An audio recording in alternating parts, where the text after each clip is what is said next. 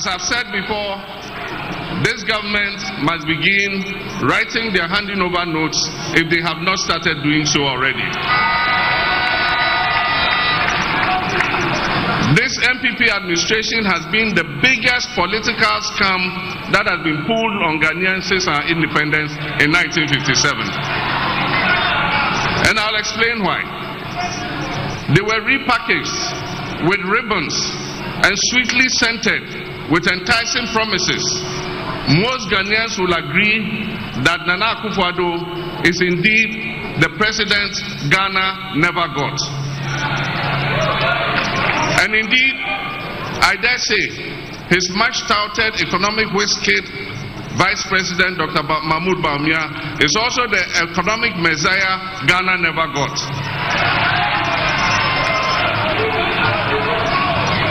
The NPP government took over from our administration on 7th January 2017. They inherited an energy sector we had stabilized with the fastest mobilization of emergency power of almost 800 megawatts in the history of Ghana. Along with this came a new Energy Sector Levy Act, which we call ESLA, with potential revenues of 3 billion Ghana cedis every year to pay off legacy energy sector debts. They inherited an ongoing Millennium Challenge Compact of $547 million aimed at making Ghana's energy sector the most efficient in Africa. This family, ruling family, quarreled over the shares in the PDS company and led to the US pulling back $190 million, which was meant for the most critical component of the compact,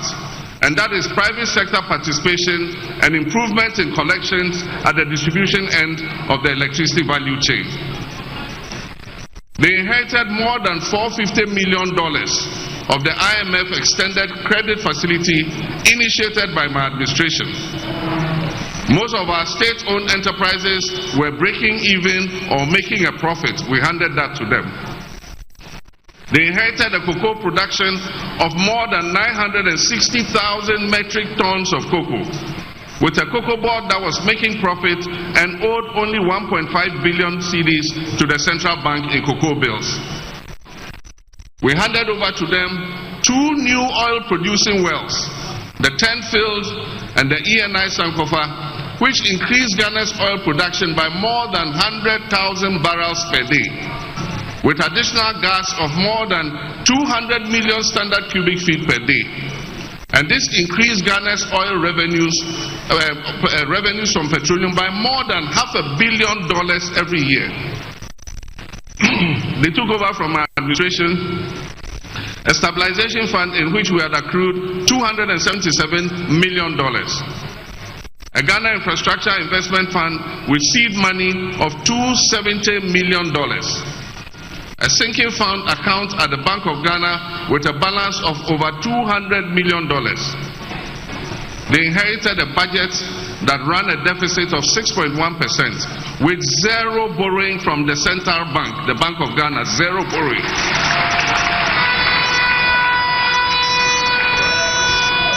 They inherited a stable currency that traded at about 4 cedis to $1. Inflation was at 15.4%. Unemployment was at 8.4%. And when we handed over the administration of this country to the Akufo-Addo-Bawumia government, Ghana's debt as a percentage of our GDP was 56%. As a result of fiscal consolidation, we handed over an economy that was set to grow above 8%. As predicted by the World Bank and IMF and all the credit rating agencies. Private businesses enjoyed an enabling environment to thrive, and foreign investors were queuing to make investments in our economy. The NPP government also took off with a stabilized economy and significant buffers with enormous domestic and internal goodwill. Indeed, this has been the most favored government in our history. But alas, the Ghanaian people's favor, their goodwill, has been repaid with only pain and anguish. This government has received more revenue than all governments combined in the history of Ghana. And as the saying goes, to whom much is given, much is expected. Unfortunately, the people of Ghana have been severely shortchanged by this administration. The scorecard of this administration has been abysmal. An inflation rate that went as high as 54% and is currently still hovering above 20%. Ghana today has one of the highest food inflation rates in the whole of Africa. We have a currency that has depreciated to almost 16 cedis to $1, and we borrowed more than 70 billion from the central bank, the Bank of Ghana, causing a serious upsurge in inflation and causing the Bank of Ghana to go broke. We have a debt to GDP that went as high as 104%. And today, the unemployment rate is almost 15%, from just above 8% in 2016. Worst of all, Ghana has defaulted on her debt payments and has therefore engaged in a debt exchange that has resulted in painful haircuts, and they have deferred the tenure of bonds at lower interest rates. This has caused a lot of trouble for investors, including pensioners. Cocoa production, which has been one of the mainstays of our economy, has plummeted, and for the first time in the history of our country, the Cocoa Board annual syndication, which was sought after by all international banks, today it has no takers. Nobody is willing to lend Cocoa Board any money. Production volumes are down, and Cocoa Board is seeking to delay delivery of almost 350,000 tons of cocoa to next year. It means that your government, NDC, is the one going to have to find the 350,000 to fill that hole, to pay the debt. Cocoa Board has also defaulted on almost 13 billion Ghana cedis in cocoa bonds. Oil and gas production has declined by 32%, and debt to independent power producers has increased astronomically. Today, the majority of state-owned enterprises are posting massive losses. The COVID pandemic, rather than being an adversity, turned out to be a blessing, with a windfall for this government of almost 25 billion Ghana cedis of inflows, most of which were doled out to companies owned by family and friends. The majority of our citizens are convinced that our country Ghana is going in the wrong direction. Faith in our democracy is at its lowest, and many of our youth do not believe that constitutional governance is working for them. Faith in our democratic institutions and the political leadership is at its lowest ebb, and corruption is at its highest. And Ghanaians have become numb to the scandals that are exposed almost every week. And when you have a president who says he does not understand the hullabaloo that is being made about the sale of snitch hotels to a minister in his own government, then clearly he is on a completely different wavelength from the rest of us in this country.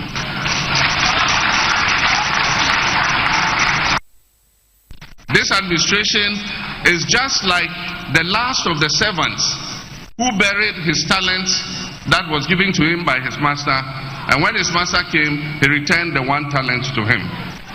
But in this case of Akufo-Addo and Bawumia and their cabal, they did not bury the one talent and give us back our one talent when we returned. They gambled with the talents that we gave them, and they landed the people of Ghana in a huge debt.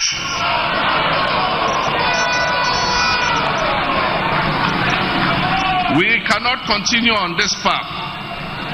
Lessons must be learned from the experience of these last almost 8 years. A vote for the MPP will be an expression of satisfaction with the impunity of the last 8 years. A vote for the MPP is a vote for a third term for Nana Akufo-Addo. A A vote for the MPP in this election is a vote to escape accountability. It is a vote to allow officials who have stolen and raped this country's resources to escape accountability and go laughing all the way to their bank accounts. Ladies and gentlemen, their flag bearer and his running mate, who have been prominent actors in this horror movie Ghanaians have watched these last almost 8 years,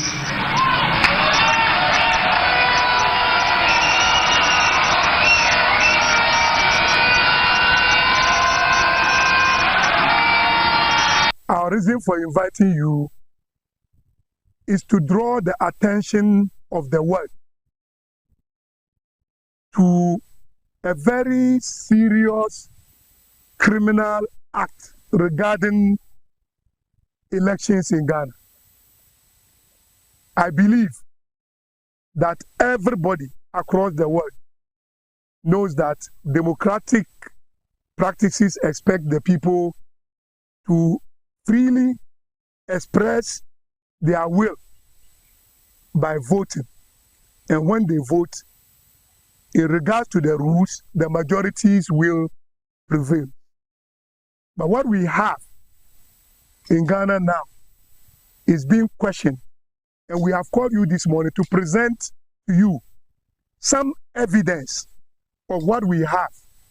which puts the Electoral Commission, in my words, at a very awkward position. They must be responding and responding quickly to the questions that we will be asking. Now, we all know that people are at liberty to transfer their votes when they relocate to areas other than the places that their registered votes are. So because of this, the EC, as part of their calendar, opens up the transfer process so that people will walk to their offices, complete forms, their biometric data is taken, pictures are taken of them, and new voter ID cards are issued with them in accordance with the new polling stations they choose to transfer their vote to. What we have in hand today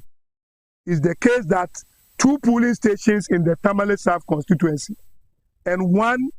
in the Sanargu constituency, voters had turned out to respond to the invitation of the EC to check their names on the voter roll, only to be told that their votes have been transferred. This transfer of votes are unknown to the people. They did not consent to any transfer. They don't even know their way to Pusiga, let alone for anybody to transfer their votes to Pusiga. So we commenced our investigations to ask questions if there's been any occasion that somebody had taken their voter ID card, and it revealed a certain gentleman called Lukman Al-Hassan, a teacher by profession, who is currently in police custody, invited 2 people and lured them with the belief that some Arab philanthropist was coming to do them a favor by doling out gifts. And they were in the process of registering people, but they must get their voter ID cards for registration. These our illiterate brothers fell prey to his tricks and assembled voter ID cards for him in expectation of the benefits that the Arab man will bring. So immediately we started hunting for this gentleman. You call him, he will pick, give you a different direction. He lives in this direction, that direction. But last night, lo and behold, thanks to our team on the ground, we hunted him out and got the police to arrest him after 11 p.m. last night. He's currently in police custody. The truth is that these voters belonging to Deep Mosque at Nalungfong and then Bambaya Yapala Borini polling station and then Ilalia in the Sanargu constituency. We have in our possession, as we speak to you, a total number of 32 voter ID cards. And all these people we have verified have been transferred to the Pusiga constituency. Yet none of these people appeared even in Upper East, not to talk about Pusiga constituency, to demand the transfer of their votes. The question we are asking the EC this morning, we have reported to the EC regional director for the last 2 days. We told him we are looking for the man to arrest, for us to get the police to investigate. After his arrest, we have equally notified the EC regional director. He's been to the police station to see the person. We've reported to the district director of Electoral Commission, Tamale Metro. And the police are currently having grips of the guy. We are taking our people there to also give their statements. Now, the challenge is that the EC's transfers are not done by individuals. It's not like there's an app where you can just do it on your own. It is done procedurally. One must appear at your new location at their district office to fill out a form, and then processes are taken through before a new ID card is issued to you. When your new ID card is issued, the old one is taken as part of the evidence they keep. Now today, all these people still have their ID cards, which we will display to you shortly. Now we have the 2020 register.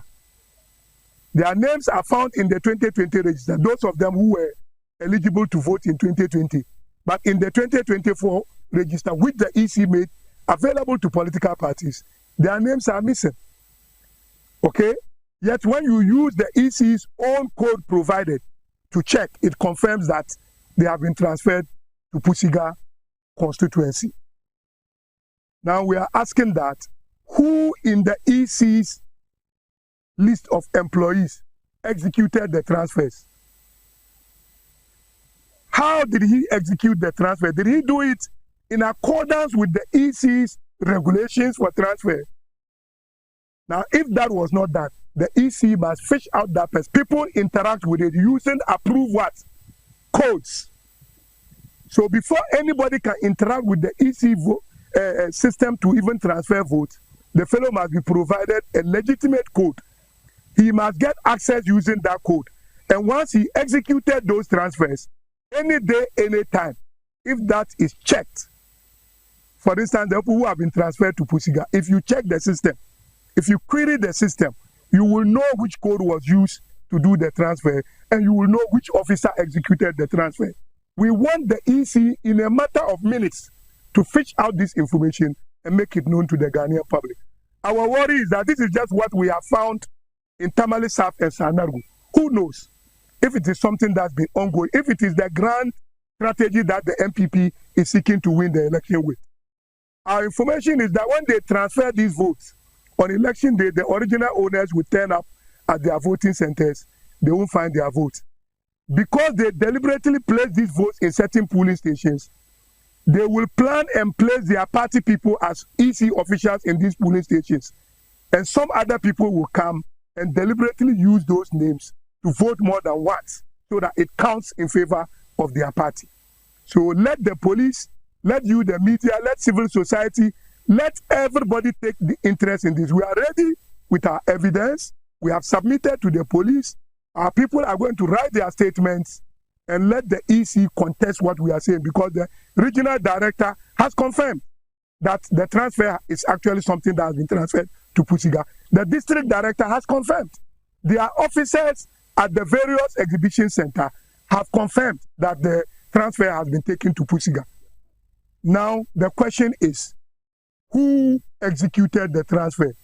Since the people still are in possession with their voter ID cards, they are still within the places that they registered. They went there to verify, and their names were vanished.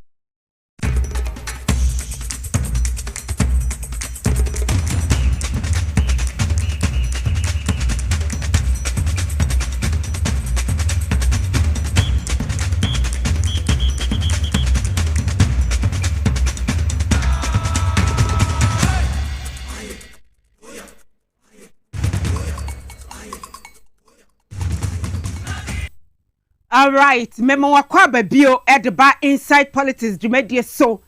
ewo power 97.9 ene TVX YZ som ene ye August bosume de to say duonu enson efempe bienu ne aduonu enan eda ebnada ena mene wo edi ahia mohima ba akopɛ kwa nyina agudie Beposohemaa ladies dem boss ena ene menemo edi ehia me gina anemu edi ama Mugabe Mase atankriga biga capacity man not as a mention me a capacity woman sabe obo meti dom den yasem ketwa menemo nantifi sabe ekosi se no sia ebebo na yede kasebo ebebremo eye Ghana ntia na enebre enedei enwumre sabe yedi ehia na yebedwendwen ye man Ghana ho babia oman na duru no ehia sakraye babia Ghana eduru no ehia se ye fi nipa bonefo nsem enu ti wo ene me ene ye nyina ena ye beka bom edi sa adwuma no dwuma de ye live wo Facebook Power 979 TV XYZ ye station sa hodo a wo mo ne ye di kaso bom nyina so efa bi information center sa hodo e wo ye memu wo mo nyina so efa bi eti baby a woteme nka free bia mechiawo me maame akua kese wa obutu konkoko me maame papa bi mechiawo ne etesena na kwasi mu dala se dum nyina woteme nka free obome obo etese twinura se akwasi nwofo yese kofi dedefo mo chelai pa banka mu nyina mechiachia mo ne etese edua mo apepia se mo amonya kwoma nyina mechia mo baby atime nka Ghana ha nyina ama no ne kwabode na ase wonso butu UK pekam mechia mo na King de Nicholas ena fe Kevin Asante wo na ebo mechi dom a mede dwumadie ebemo afe Raf ne Emmanuel Kisi etese Elvis ne Alex Emmanuel Nete wo nyanso ebutu eche team ne ye strong papa nyasem ketwa ena wo time mechi a mede dwumadie eba nene yeba bedin komo yebedin komo ye focus no eye NDC manifesto omode etu edwa na wotwe awie ye na no memeneda my penny John Dramani mama ne NDC mayiko no se wo ba aban mu biewa ennafu aporpore wo ha ye di enkan no wo ewo enhwehwe bia wode begu akwan mu to reset Ghana that's nipa bonefo edie womo atete bibia pansam no eti womo besan esi Ghana bio ama Ghana gina na so bio yebedi sa ansam ni mu nkomo my penny John Dramani mama e bon toa nanu ewo enkramantem emu ye ni die kire ansana meba dwumadie susisia no na owo sege empotemo eti yebekọ ne ye ne yama ne bofo nso edi enkomo ho ena ndi sama economy friends entofo nhyiamu eye manifesto kroya wo mo abubum enkete sebeya ye beti ase eti ne nyina no ye de sa enkomo no ebeba medame homa bazisi a meba enkomo no ne bobodo ntwankasa ya hyase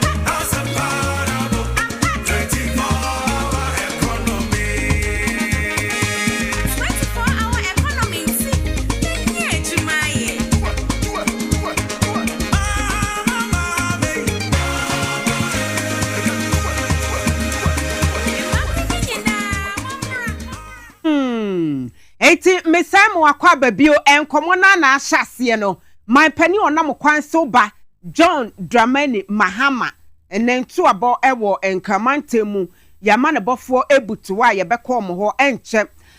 na wotwe awie ye nano memene da NDC amayekuo no epa wo manifesto ho ntoma ene etese ye bone tofa de a enhyehyeye a wo de begu akwan mu abra wo ababan mu ama Ghana atete ya pansam kontebe ebesai egira ne naso boshan sam ahodo ene wo ekeka bo mu a woda na di ede ema Ghana man nyina na manifesto ne de bia meka se NDC etre ne de na enya ya no mo de a wo mo de wo mo ni hwe ebeye ntino wo mo etena ase ana wo keka bibia bo mu ana wo de aba wa ya ne tro kan na wo de ato na no wo mo launch wo mo manifesto to nsu mu atese manifesto mu akoga bese se manifesto mu addendum ane etinkana wo mo babaye media engagement nanka oma dia page mo ene to nsuo mu ka ho eti wo mo manifesto media engagement o eden yo ni nyina to nsuo mu NDC dia na ya professors doctors enimdifo wo mo mutia bobil ena wo mo etna ase ekeka wo muti bo mu adwen bo mu keka bibia siani na sa brani mu nso no na my penny mahama woni na bedi eche wo mu gusu a wo mo ebontoa wo mo edu Ghana fanai ba bia woni amanfo ekasa na wo gi adwenkyere eniema press wo mo wo masetemu a wo mo enya ensakraya wo mo pe wo mo eka no sa na eja wo mo de agu nkrata so nkakra ene wo mo ekeka siani eba beye manifesto eti se NDC kase ye ba ban mu a ye beye ade asubesi anase wo bentin a wan sore preko pe no ye na emom adwen ni nyansa ekomu na ye pa manifesto ne ho entoma no my penny mama ekasa no say wo ba bosome miensa enan ya edi enkan no wo be hwe ese etu jinjan eniema basa aban ede abama Ghana ye ho ye ebi eye COVID-19 levy yade e ba ye ebedi ewu na ye je ho to yade yi ko besi na ye guso je ho to ye je to no so na ye di my pani akufu ado ne ba omi na omo de bi na mu wiem ne se wa broni mu COVID-19 levy NDC aban a ebeba ebetwam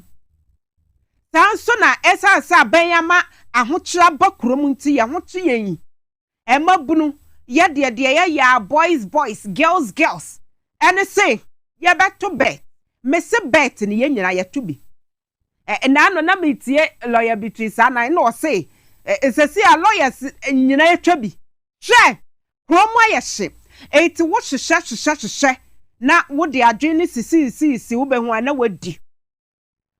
bet na wo adwuma ni ho kromo ye hye emabunu ye creative enough say meye bibi mede ma adwen beye bibi na menye sika wom would bet na was a mejimu 10%. Sa eto na eda bet so no. My penny mama se wo ba wo betwem. Entini nyina wo NDC manifesto nim. Afe mede me kan nam. Ana se me di dwuma bi emfidi nyuma. Aban se enwisie no wo je hoto. Eti enwisie to emission tax ana se levy eno so NDC ba wo betwem eno ene enhyehyɛ bi a etese ewo ho ede ahokyere ba a price stabilization recovery levy yanka ese ewo ho se cushion consumers yen ayeto fuel obi aka ho bimpo esese ma ye ho ehenhan yen aban diske ya na wadi ni nyina NDC aban ya beba ebe hyem kena ama agyina ne naso na ye ho adwen wakasa ewo manifesto launch na se no waka ensam ene enuoma hodo bebra bosume miensa nan ye edinkan no NDC abaya beba 2025 no wodi begu akwam yentie bi. The things we'll do in the first 120 days after we leave Independence Square on 7th January 2020. In the history of the Fourth Republic, in the first 90 days in office. We'll hold a national economic dialogue to discuss the true state of the economy and prepare a homegrown fiscal consolidation program to guide the budget. Number 5, we'll commence the drafting of needed legal amendments and preparation for the implementation of the 24-hour economy policy under the office of the President. Number 6, we will establish an accelerated export development council, which I will personally chair, to promote exports as part of a broader strategy for economic transformation. Number 7, we'll convene a national consultative conference on education with CHAS, NAGRAT, NAT, CCT, NAPS, CETAG, Vice Chancellors Ghana, PRINCOF, TEWU, UTAG, PTAs, students, think tanks, academia, parents, and other stakeholders to build consensus on the improvement of our education sector, including the free SHS. Number 8, we'll scrap the following draconian taxes to alleviate hardship and ease the high cost of doing business in our first 90 days in office. 1, e-levy. 2, COVID levy. 3, betting tax. 4, emissions levy. And we'll review taxes and levies on vehicles and equipment imported into the country for industrial and agricultural purposes. 9, we'll introduce the no academic fee stress policy for all first-year students in public tertiary educational institutions, in universities, in technical universities, in polytechnics, colleges of education, nursing training institutions, under our no-fee stress initiative.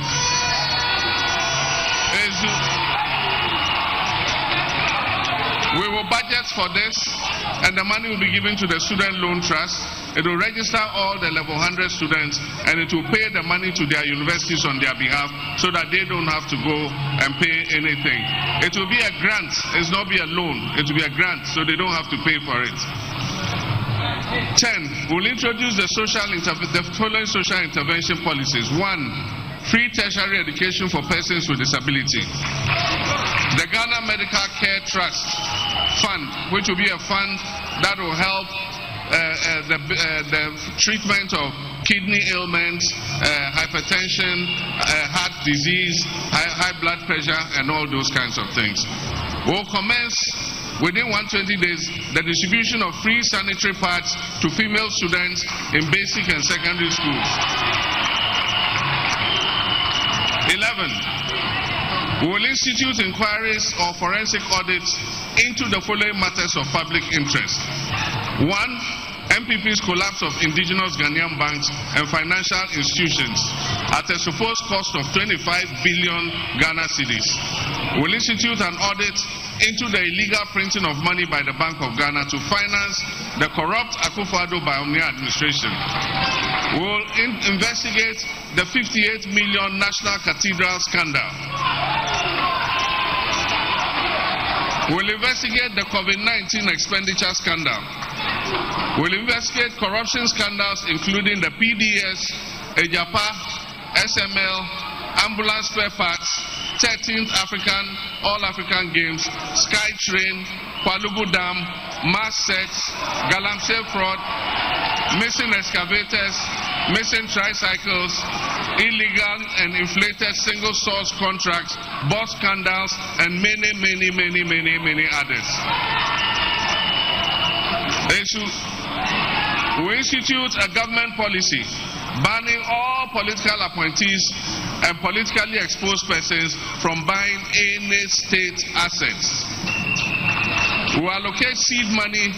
within 120 days for the establishment of the Women's Development Bank to support women-owned and women-led businesses. We will launch the following priority job creation programs in the budget. The first is Ejumawura, that is the entrepreneurial project to promote 10,000 young entrepreneurs and mentor them. The 1 million coders program, We roll out a Made in Ghana agenda to promote the production and consumption of locally produced goods, particularly through leveraging of government spending power. 15. We review the Customs Amendment Act 2020 to scrap the law banning the importation of salvage vehicles, to rescue the local automotive industry in Swami Magazine, Konkompe, Beposohemaa, and all others. 16. We will lay before Parliament a new bill to usher in a new era of government scholarship administration,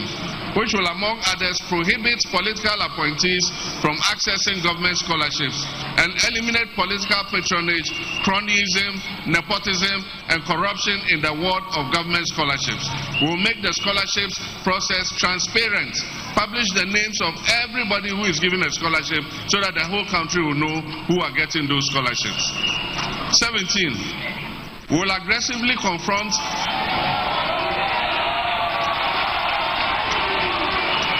that's number 3. Number 3 is not a small position.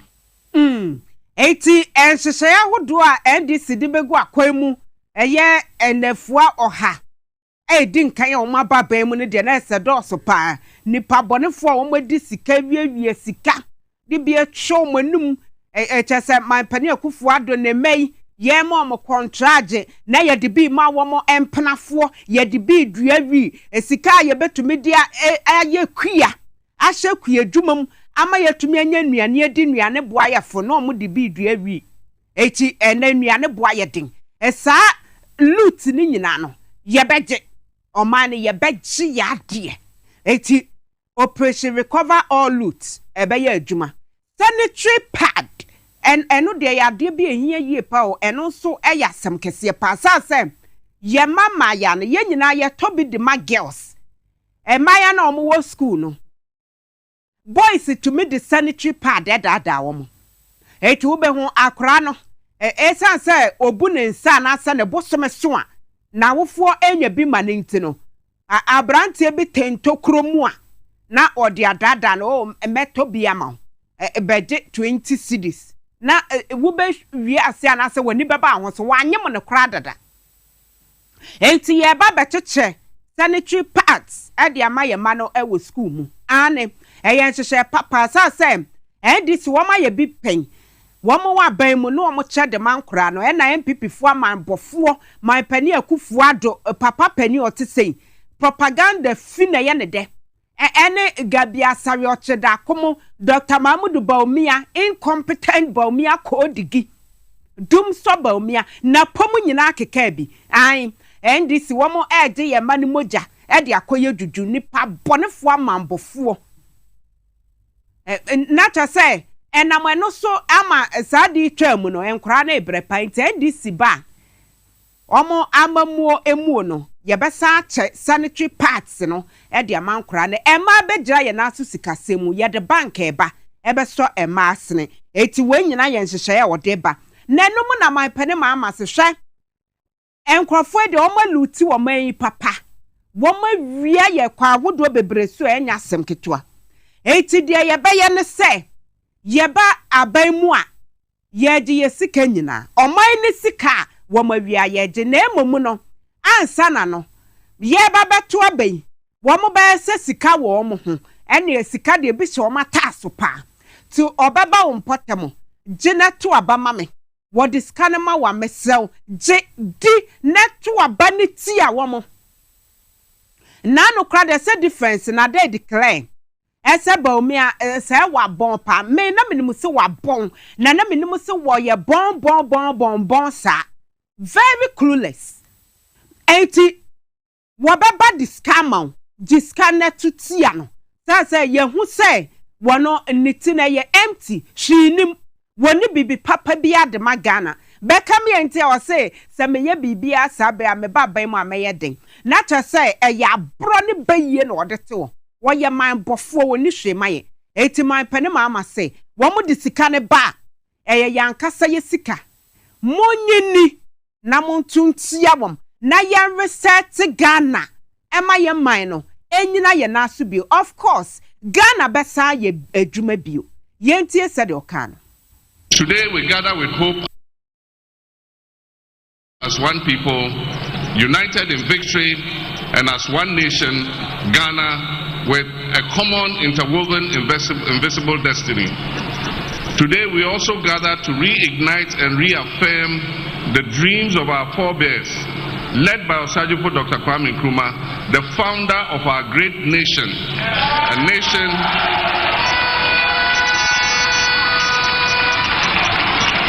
nation with one destiny, a destiny that cannot afford to endure one additional day beyond January 7, 2025 of the maladministration, the mismanagement and state capture this nation has been subjected to over the last almost 8 years. For the sake of God's children and in the name of God, the people of Ghana will wake up from this nightmare and envision a bright new dawn of opportunities for all its people and not just a few. My brothers and sisters, our dear nation Ghana is bleeding. Ghana's soul is calling for change. Mother Ghana is crying for its true and genuine patriotic citizens to rise up to reset our beloved nation. Ghanaians can take no more of the hardship, the impunity, the state capture, the hypocrisy, the lies and bad governance that has been inflicted on them over the 2 terms of this outgoing administration. We cannot fail Mother Ghana,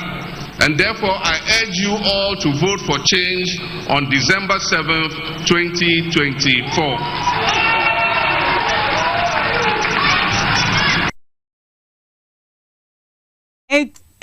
No. Ghana ye pe change pa na man pani mahama e bontoa e won kramantemu ha. Eye nanu e na ode bo entoa no. Ye gusu aye tete manifesto mu. Nienti ese Ghana foto abama yen na aban ye tese ye bom bongala atoso no nwura mu na ye netenabia won kwata on ye nya ya sumdue na ntu abonachi no wisdom hedadwome ye amana bofo odi achi wizi akwaba. Hello wisdom. Sesi ntu abona de modru he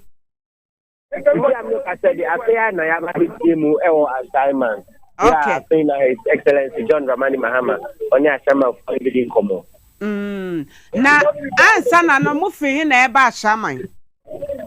I'm pay Oshase or Ada Babra on Adan Traditional Council Eddie in Kutahudi. And what I was say, Osha Senior, then I go part to any Baumia Ate or Minor. Idea Adan Ewo a lot of business potential. Yeah, the next administration no be headed. I'm the modern so much. Nanya, my papa, a war, a dan, then important munina, but you Eddie and no aye. And wait, you know, and ordinary excess. Yeah, no, our Adan content, but the record say Adan Junction. The whole on a man from the city in Como. One of Okate, Ukaya, and now NDC. Like I said, none of members of the team of your manifesto. I didn't see after NDC sponsor also by meet the press encounter. Yes, that press encounter Nimolo, Dr. Mahmoud Baumia, Ekwen Okokase, issues are a war, Ghana, no, na obeso, and that's obey no, na a agency, Boapayo, any Edidahupone, and His Excellency Baumia, educated that press conference, Nimolo. It's answer now, or yes, sir, and they are my NBC manifesto now, or more launch here, no, Nanka Ghana, Bobekase. A US media space, Nemuno, a idea, a hard key, Pentan said about me, about that lady on you. I can say, and some one could be a Yabitana Semana or Adani Obia, or Polo, yeah, so they own to main Kata, or say, Baumia, Yobia, and I know Yati to say, or Kata to say machine gun, and I AK-47, or the clock actually, not a near quantity. And so, besides, the economy, let's say, exchange rate, no, Ghana for brand house or more brand and next year after the Baumia or Kata as any a Swiss to show on to me and Catano. It's about Dr. Baumia, not a Bopai Bonnie Dino Bay, Yanya may add pan on to ma, and Mamma and send me willing, yeah, a bit calm. And which and I excellent in any extra or Nicope, yeah, no so say, and no share John a year Baumia or Timuse, Akufado, Abaya, Cynthia Pansaya, and I'm for the Papa Bia and Bregana for no. A idea or not against. Now, we began question say, government, the Senate, and a buying it. Panano say, o share budget here, they call parliament now, and I'm not for the dean and also name. And you know, Dr. Mahmoud Baumia also. We and His Excellency John Dramani Mahama say, put the end, Nancy and Casse, near my papa, a war, Akufado are buying me to say, oh, and then I'm here, Ghana card, and maybe your bed job or so. Yeah, Casse, I am quite the end of your bed job or so. Utilization of Becca for Jabos. Name a Mambua, I say a Mambua any year, not to know for a brand no dear. Or no Becca say, I don't know Dr. Mamu Babiana. John Mahama said, Baumia intimate, not be that. And I say, a Mabu Bonia air costume, or no name who be. It's say, Oba, a year can be American. Yeah, yeah, say, Mampay, I beg you, Mampay, and then I saw a fool in Kuya, your Munina, dear. Uncle you say your money against you. Then my Baumia could not be bad you and Casse. Then my bonnet near Mabuya, and then a deal how near Bombi and Libre Abregana for no or no end count. Or can you say you and I didn't need a coach do ever. Yeah, a fellow a yes a good fellow and Yanam. It's one and I'm not it to an Intenoshe, a year song for Songo. Mining project, yeah, I could be to Akupon Semia. When ya a year cat have repetitions the way, I don't know, I say, Mr. Orshe, now on could be Maomu, and not just now by the Babium. Beshe not answer Minano, or more I feel so more, now and which you and they said you to you, which me I am my own. Yeah, didn't ask him, oh, Ashama Fena, and we do Ashama another share, a dom any, embro a folk of Kafo, yeah. Abodom him. Abeshia in Petelia. Now a yes, Ubia him is that change. Let us say idea as a year. Yeah, that's a cosoa for any idiot. Be a dear dancer say change in a dear. A man for any abre air pen sacraye. Eti yabasa ba hobio cassia bobri yadasi. Wisdom had that jame at if one after four, where a man above for my penny mahama and to a bono, would dear Trebi. Ena wode de ekoso ho abrayen nti se sia ye ne mo kasa de wapie mo e wa shaman ene de shaman ampaye adwa za se eho beye se butu wobi ase open sakraye amamo boni ye frimu anim na manifesto na mu ne ye wo ye bo we sutaw e de amamo sanse ansana ye de dwumade e ba no na NDC amayekuo no o ma fense twofo nhyiamu womo de womo ani hwe ataya sectors ahodo ya wode wani ebota ewo eye manifesto no emu ntie ne wo hwe homasua wo hwe bible wo hwe apomodimu ensemu ena Dr. Titus Bayo wono ena wogina mu eka ye na wo ka se wo hwe anesefo animdifo a womo wosue hunu wo ban eye apomodi adwuma ni mu a womo dwane efiye mamu kwa amanone a anu ode pa ni nyina ya mamu obo ne nti HNDC aba ye se wo ba apomodi wo be pejam ye kolebu aban asabia ye be pejam pa ma akọ animu sanso ena ho teaching hospital ye be pejam sa na oti empotam womo si Specialist and Trauma Hospital ewo ho ye for emergency purposes ane afen so Accra Greater Accra Regional Hospital so obe pejemu sa na no kra de ye de Ghana College of Physicians and Surgeons no ye de abata ho na amanfo akọhọ akọgye nimu de apomudin mu ye nhwehwe papa boko ne ye ndi mpotam nyina Ultra Modern Hospital ye besisi bi ewo ho na afen so ye the scholarship aba ama bio ye apomudi adwumefo a obi o postgraduate courses na de no womo atumi akoyi ye betitu akyekyerefo a womo ekyerade ewo apomudi atanye ahodo no ntenhwehwe papa eno no afen so eba no bible ho ensemu a won se ye wo biblefo bebra nei me ne wo kasai womo promotion akam Tichu prosi adwuma no kra de mobo keke. Dan pavesa be obe promote wi asem. Wode be kwama police council age atum yasem ti. Ehon nso no wo say I did say amayoko ni so wo ba ban mu a obehwe se ho no obi a ne promotion so ye bema na nya promotion na afi so transparency fine aba ewo kwan efa so efa amanfo ewo banbo enyumakuo no emu visibility police visibility so ebe ye adwuma eba no bongro baby omo benya do omo tiato wobe ye ne bebre housing scheme enso beba na obi anso etumi enya kwanya no enya baby edini tiato afre ese wei eye mefie eno Peter Lanche ne tobo ena chemusa Dr. Clement Park efa enhumasua no ena oche se achachefo a edu omo promotion so ana aka chire this omo aye strike kra wo ho ansa no eno ehwehwe wo ho a ye de beso ano cheche ni a wo bede atum se mekọ enkurase na makoye adwuma no omo nso omo basic salary no ye wala wansa 10% ye de beto so amount licensure exams ye betwam college of education ye besi bi afam place ene na mpotamo eti we nyina ene afoforo bi ka ho a eno eya nhyehyɛ ye NDC edi gu akwan mu na ye de research Ghana free tertiary education edema yenuan mo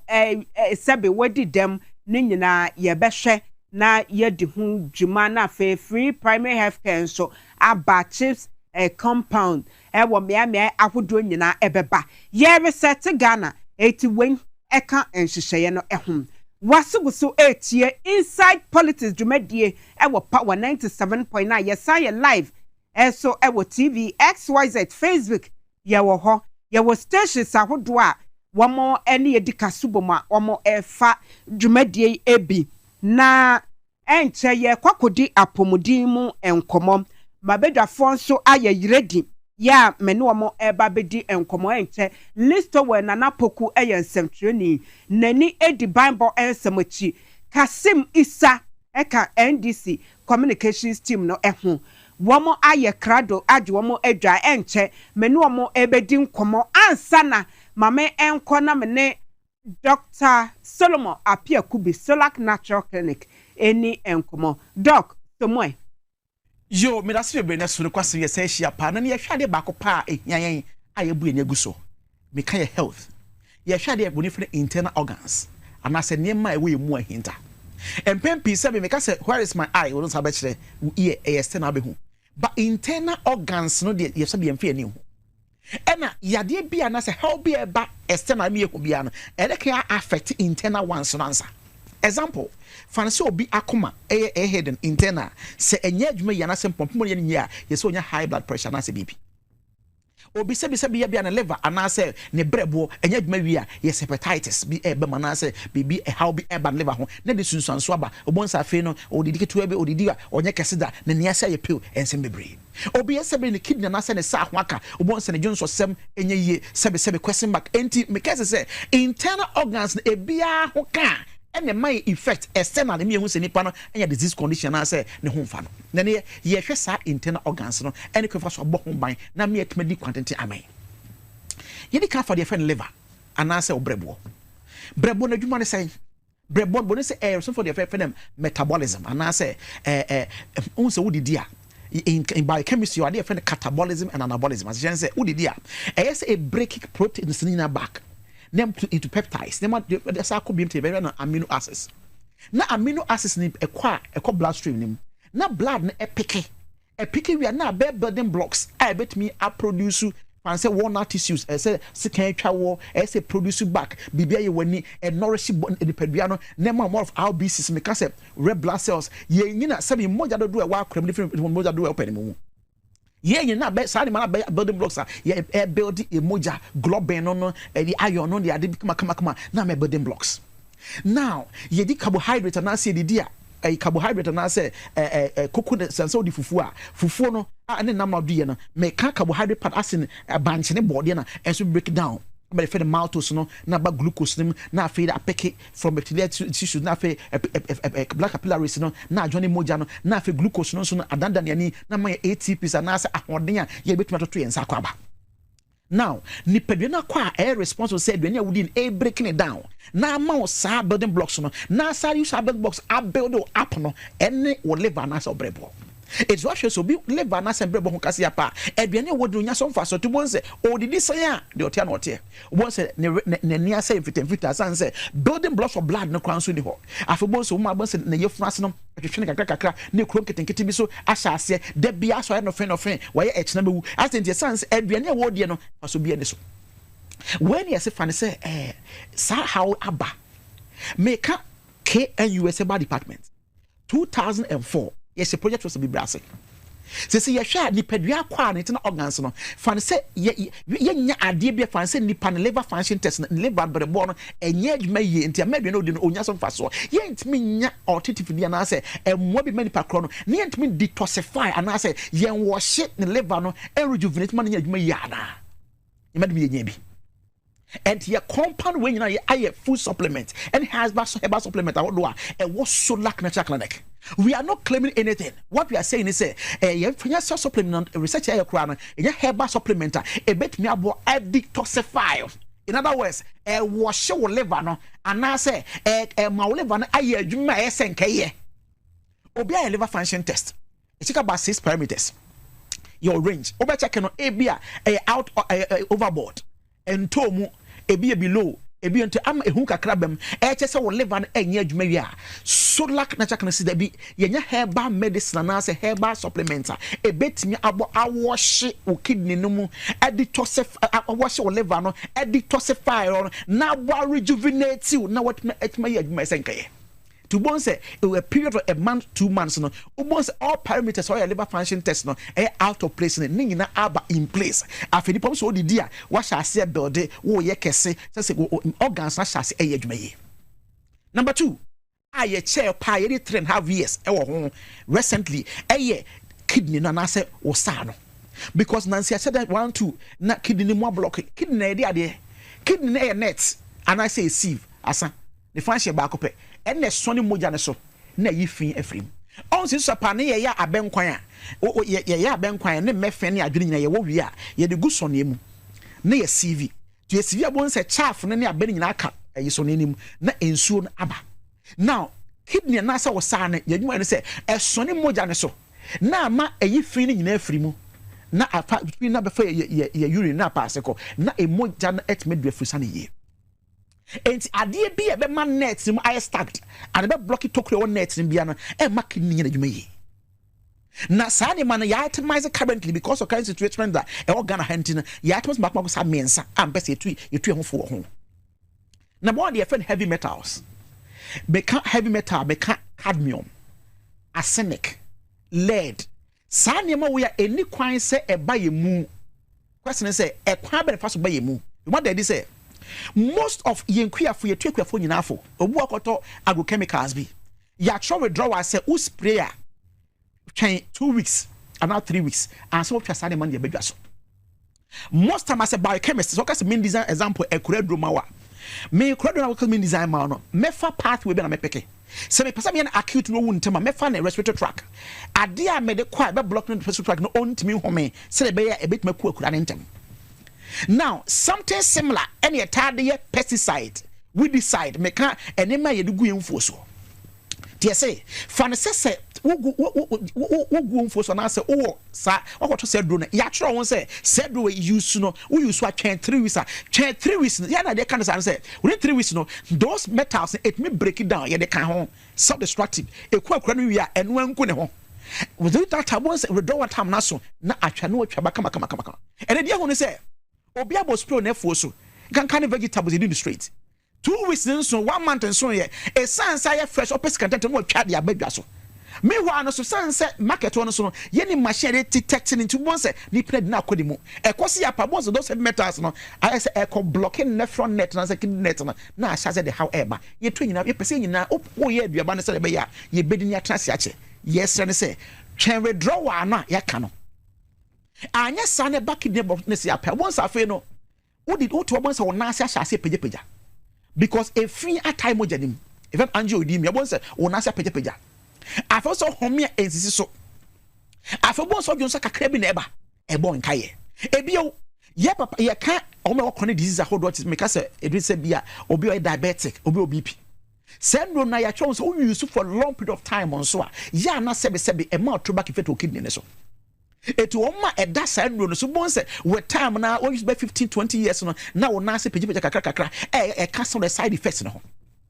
Ebio example so be a diabetic. A moja no glucose or moja a dose no do because pancreas e be produce enough insulin now. I won't say sugar and so no seven sugar craving a woman. Once I think come, Tebasa won't say time air sonic kidney soniness. Once I think come, now be blocking net. Me basa it means sonny mojan sweet. Mesro, yes say detoxify kidney. I say wash your kidney once a year. We are not claiming to have a cure for anything. What we have humbly done per our research, they say, yenya herba supplementer, a bit me, I wash your kidney, nim net, nim, na any marco stack your net, na ma ain't means son as nice as Soniano, a moisin, a be wash, a washing, a period of 1 month, 2 months, 3 months maximum. A dependent parameter being asking kidney function test now. A washing the see a per once a pay a rejuvenate. Now, if you will not send a tightening in every hop, short breath in every hop, not seem to see every hop. The Etienne say, O kidney no na a one blocking tin on your sadian. Say, see about Solac Natural Clinic. I didn't let us research cry.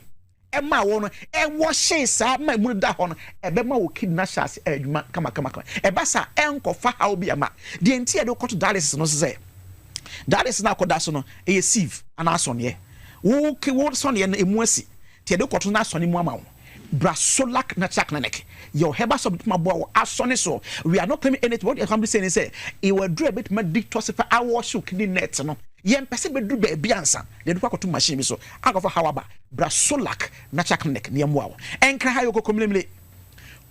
ne wo Harvard Senior High School nche ho na e na benya Solac Natural Clinic kuma sense yo kentin kro no ye ne self filling station e di enhwe ye din de Solac Natural Clinic kwasi bia fa nkoma pese ho mani enkomo ye number no e 0553 93 26 31 0553 93 26 31 0553 93 26 31. So person share o kidney and or liver internal organs na your the function test as in kidney function test, liver function test, oba Solac Natural Clinic. You want to do bit more run test na mawo. Na in case how be about one your food supplementer a bit more detoxify I wash them out. Now what matters for us so edin kwatenten amen. Kai say quality first 0553 93 26 31 0553 93 26 31. Ye chance se sanse wa pomode ne wonkwa ohian hiama Ghana man ye dwen wo ye domro so dodo ye chance se sia.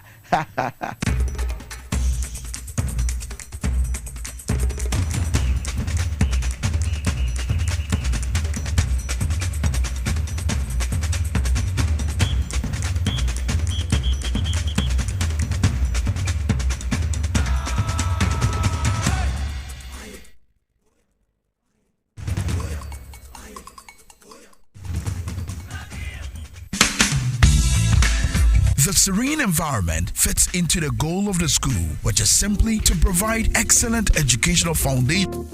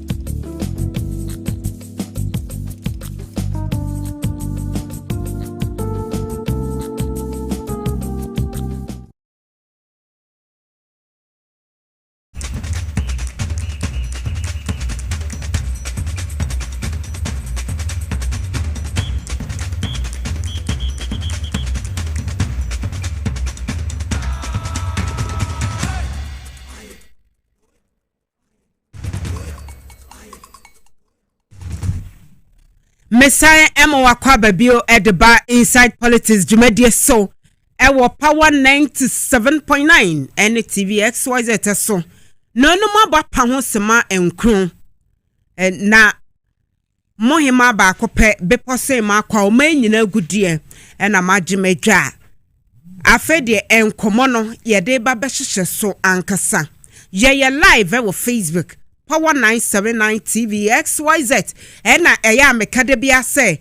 won saka link na achechema wo nyina sanka bi Dr. Baumia mu nyina obonfo Baumia wo chema na wahwe bi na wahu sade ebisa question na wahu sade ye Kenya nsasam aha we mu nyina se wo mo epe o man na di so wa ahwe wen eti Mabeda fire ready ewo ha medi kaka se na metem amatankuri gabiga sesi ade minimbo e na anu ye ko winiba fire cheche mu nyina ye ko ho na etese obi ahu a wo se mame modi ni nche oyi atankuri gabiga sesi ade ma master wo mu se so menka se ma graduate afri ho so dia na tese ohine babo amabene okumangra akwa pefans no neche bia no odede na winiba montes na nya asem ketwa ni nyina ye omaya adwuma na yedam asensu se abebia mo kire ye odo babia mo wo bia ye chiachia mo ene enkoma ye ba bedie efa NDC manifesto manifesto awomo elonchi ye eno nkomo ne ye die na mensaka mabedwafo ewo ha enche meda womo adie eti wo hwe MPP ene NDC obi ade a wode atu adwa yaso anso ansa yehudie mu oduru hwan ene yen trust no na yenfa oman no banya no enhye nensa media engagement yehu ebi every both sides yehu my penny papa bi dondamani mama de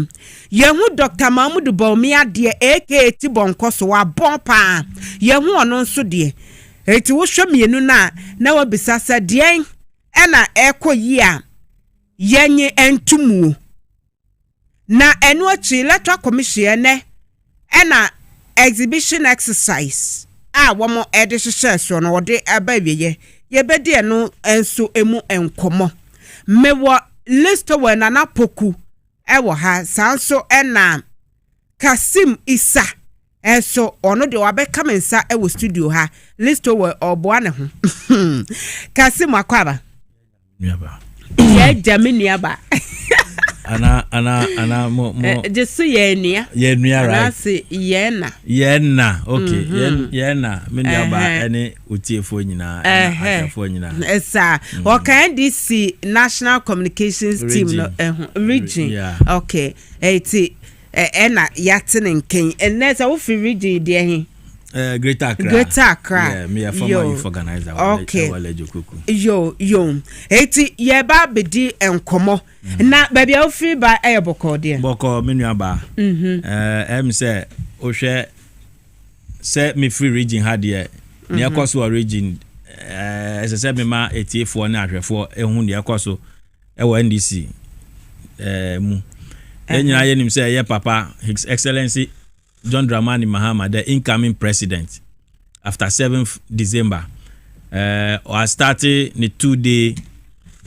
tour of Greater Accra. I started and there, I bet to us or China. Into Mineo Kase, we drew Ashama, or started from Madan, Sege, or be drew Ashama, Kase, or China, so bet to us from Ayawaso, Anuako, I think Amasama or baby. Intino Greater Accra yeshi because your papa the incoming president or Krum man penny papa bi sebi or can sema no home popo onimade or can sema or ne microphone kontokwa or can sema street ogina faako or share camera n'enim or share nkrofo n'enim or can no crash nkrofo no enyo bia sebi wa wunsem wankasa wa kan mribi atwem and then you bisa ho asem a ugina microphone nim na o koba up and down kon kakra wa asom no wadane ne say no no anka sa asom no asan twa ba ode ne sa de de nam sa wenti me answer question no o kasa sa to the extent that you say question na ye bisa no refi question no interfere no anka sa answer your say ade ne say de koye ne say wo hu pa say ade ye stage managing no ya question ya ye baby son ye nimu dada aso nim dada ena ye de ehum wa ye answers no aba but esa say udafo abonti no so wo bisa question no na ye phone yi ho asem no wo kan answers ne da nanimu but onhu baby a obedie wo baby sa onhu say we na ya answer na say den it is a ka flat rate ho asem tax aye ke ya a fixed rate there na ode akofa education na is afi no be baby so hwehwe sa flat no why exposing ho say ade na wo ye nyina no ye hu say paper da wanim book a wo flip it through ehwehwe baby answers ne wo eti ene na ba me hu say ade no mo sheda eje questions no and you provide the answers ma enu nyina echi nso when to me anye etonsom wa bon football me when also opega na ediso na eti we ye ekasime isa o ka bibi ni amebe kan say sa particular meaning madam for mienu baako ye MPP ni ena baako ye NDC ni na ekohwe sa ye hwe sa program in fact ye wie ye no me ankasa me bisa no say ko ete wo say papa wa kasa o hwe ni body language hwe questions e bisa kanu kura wa nyankopon anim say papa no timi answer one question say ne wa ankasa open o timi answer so na say mama do communicator internet and am say no it won't say clearly no Ghana for ati asiese yes abe say na omo say yembra debate and bra debate and this for na ye kan say ko debate journalist na answer say wa ko debate journalist ye hu say your mama nam 100% and 99 papa we there say onko debate on san ko back ko debate school girl na obisa no allowance na sem no on san ko hobium onko debate sa school girl on meet say even young communicators but me doesn't meet. But me akra o here free SHS. Say wusia ekwa fast year debate na de no from basic level at the second cycle no. Na say one debate said the debate into on one ka say here free SHS free education say ya apply you o man free me ohine ba Mugabe mase Kwame Menka activity 3 for kro mo de o mama afia mo na mo almost say na the thing is me kwa say nkamenko yenya accreditation na 20,000 obi beko obi fufuro beko say ye mu bi de ye omo nightmare 80 na ke ye pese ye hwe so omo ye tolerant ana eti wo my accreditation na ye betumi aka say o ye senior reporters enko so mama ya wo mu XYZ na na omo si ye yawu nti obi enfri ha nko dabi o mama ya ba akokra na say we say enye na say miracle abo say de wagu ba omi enu ase ese say omo yi nadi ese omo twe ne sincha wa bon oni mo ono anga say MPP fo anu kwa mbuefu no because of that program ya omo ma ba me akoya because mo yare na wie o anga za dem say Ghana here upgrade na ye here reset ade a we dure egu yi ba omi awa o ya den upgrade wa bon miracle anyway odin the miracle until they be a perform miracle so me there na ya beba bedin komo make am for power specialist ever hospital ama obabi awo bia ma me bitisa kosu adue ya wode bibidro eyi nkonya wode bibidro esa yade akese wo se wate ahwe wo ba bia bu wo nompe no abu nanso wo kwa ba bia yesi akese anye ye bra wo mo ba ya ne sa ma obekasi ama hodin aba kompo osa fibroid amusa just a surgery me pacho wo ba power specialist herbal hospital ya dia bibidro to fibroid ase ya be yina fi okra na chese uterus no ahoto aba hwama akra etumi ewuram na chese wo infertility na aye problem no ya yi edi afi okumase omo wo feyi ase leg bosomtre ekwan so ena kra ha kwabenya ACP road Omo ewo ho. Takrade Anaji Estate obe Anaji MA Primary School. Wobetumi afre omo 0244544422 0244544422. Sanso na Amuzu Herbal Center de Amuzu Garlic Bitters aba. Natie edwuma yen eboa et cholesterol so. Obi oha wo de one time kwa check up ntia. So kwa check up na ye check bibia ni pedue na ye hwa o cholesterol level ba bia da wo hu se wo ni di ye nti o cholesterol na wo so pa. Wonum Amuzu Garlic Bitters a ebete cholesterol no eso. Ebi ana onsa ye otititi wo na ye otititi ananse nye prosi na wacho. Wonu madre bia ebema moja na duafu sane yie ama esa numbness na wote ewo nipadua mu no afri ho esa so na wo home no ensisi so wo home a ase waye dwuma den abre wonu Amuzu Garlic Bitters eboa ba bia ye ton aduro bia titi herbal shop bia mu ebi wo ho wonu wo mo ebedi nkomo ebi ana open dodo atu aton 0247 776 743 0247 Yebeko Safari Valley Eco Resort eho ene ye koji yeni weekend ye de yeni eche ho dwumade bia wo ya etre edomba ebi kwa wo ye wedding wo ye conference chese nhemudie bia Safari Valley Eco Resort braho na yemwa ema wenije enwie peye wo pese wo call honeymoon ewo ho a ye enije nko asan say me se aboa bi e wo wiase ewre mu aboa bi e wo wiase wo be hu bi ewo ho na no me call ho sonhori ebinie chese jatanie sibonie ya no mo osono de bia me ka osono ya omode aha adwen kromu aha say niemi wodu Safari Valley wo benya bi ahwe ewo ho na chese eho fankasa environment no ema homeka owo dawu ewo okremansini emu eye no omo ni nkomo ewo 0596 914 394 0596 914 394 0596 914 394 not as a Safari Valley Eco Resort there wana yebeko na yakoji yeni ohine baya na wakache abusia penyi sisi council ese ode ye ka so ode yebeko Safari na yakoji yeni ewo ho right na say yeba abetwa enkomo no so ene ye medofo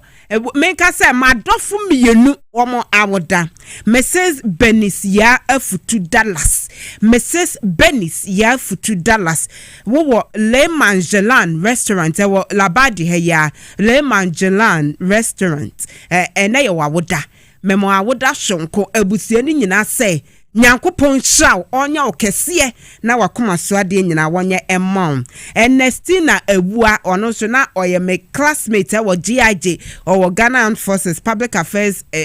Department eho ene your birthday entitina yama happy birthday Nyankopon enhraw na onya okese empeja o rank no ebimra meka ho sana ekoso ebo edwuma ema oman Ghana na Kasim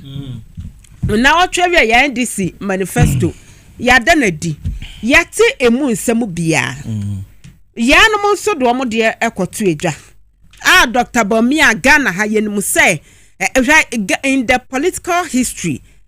of Ghana yenhu pani bia wayi ne tise me pese me ye man pani na wa bon to say Dr. Bomia sa Wamo so do amo de akoto edwa also opeman paniadi mienu no wo career hwan na yanyi nini yen for my Ghana enhyenensa yo me nua ba me dase me say manifesto de yanim say sebi obi pe man paniadi a nakopon say na nakopon bo wiase no unhu ni patrim so sebi ese se o mbeka bibi nkyere wo se o obi ameba nhihye se na edam wo meni so ampese me famra se ebeboa mo a de na mo ato aba na amam intenu bi na ekoye no na o compare se na o compare manifestos menu na clearly utimi hu se John Dramani Mahama the message or the break Ghana for no dia ehia yen sisia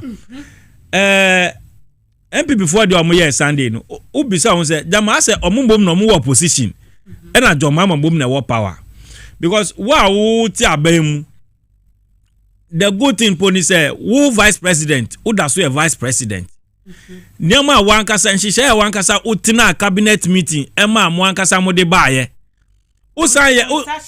yes in fact who call radio so binum kwa wankasa wakwa bohu dewuro binum so wankasa wakwa defend on various platforms and them remu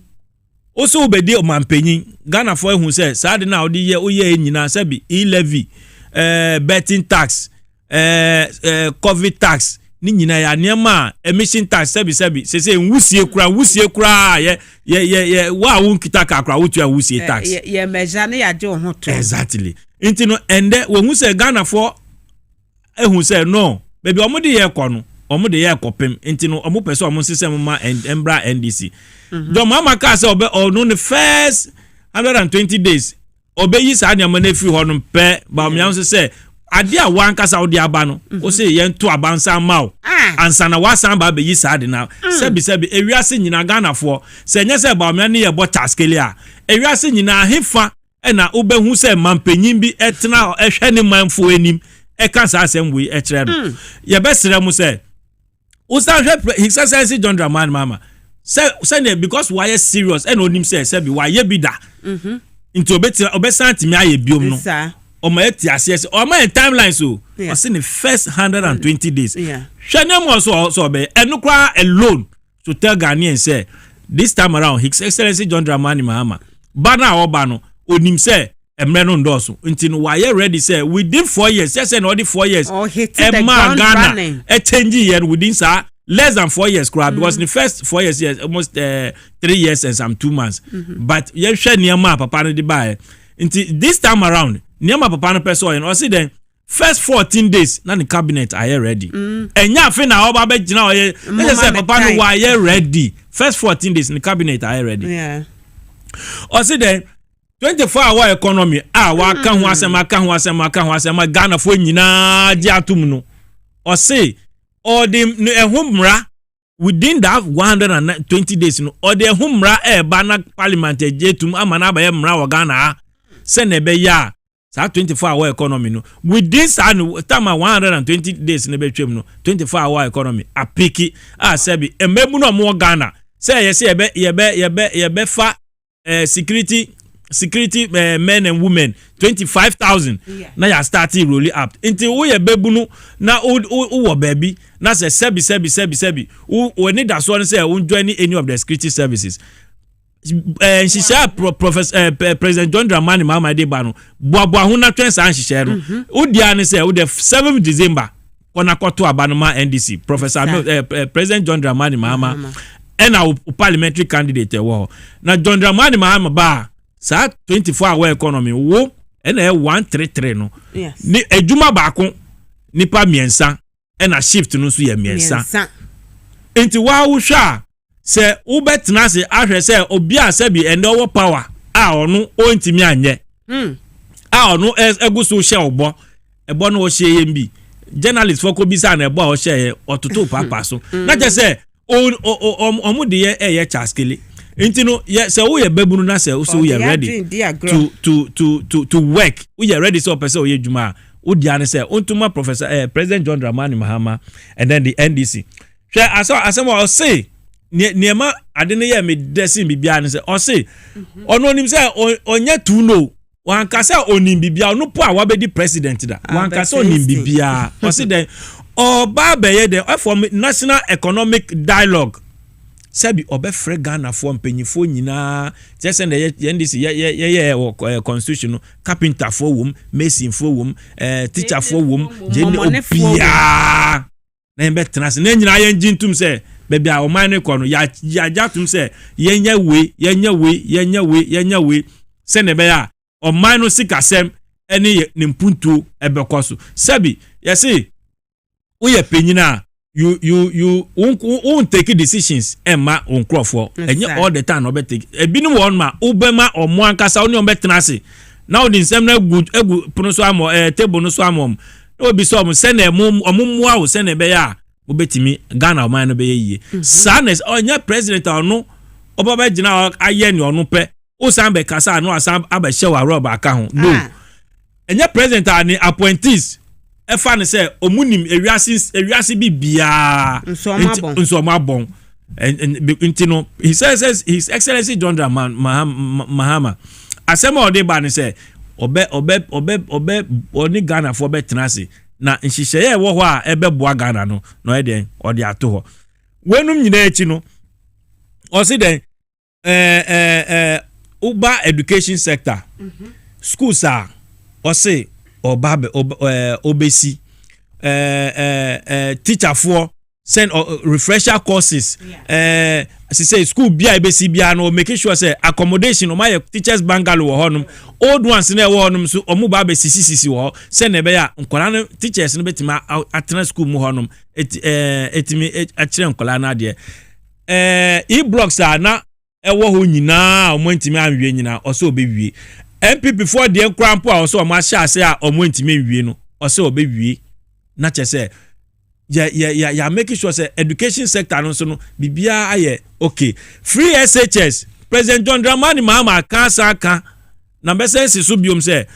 on twemu nne entwemu ochina free SHS has come to stay na ni obe ni say double track e wo so no o so be yi wo so say eduane a yen kwala eco school sebi oko school every week esese ahwefo awofo emfa eduane ana omuma ne sika enya sa omutimi me baba kokora be fia etese yare sa ayo tina wotwe bi ade o discuss exactly ntino o say obe make sure say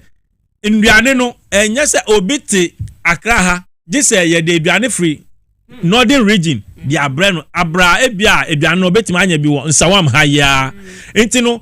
ne odi ba ne say odi powers no ebe ma school health teachers no ti send the first send the net no no mo anka budget no de be mom no mo anka sanhwe eduane a ebe eye mom so that proximity ebe ti mama eduane na bantem no instead say obe train enough na fa eduane free enough because of corruption ti ya the contract na ko manipa ba ko yenchendi ya the contract ma nipa ba ko nti ono emfa na eduane free enough emfa mbre wo ha ona oni school nkwala na mo bre nti enna na yehun nti his excellency John Dramani Mahama say oba odi sa powers no ma sa head teachers ni biom no mo ankasa enyo mo ankasa omunto mo ankasa mo duane en control duane ese nkwala ni di na wo pe we opeden nti awofo nyina ye pa mo chew his excellency John Dramani Mahama asem odi ba in terms of education sector no se mo hwa problems are among for complaining with education hu nyina wa bono tofa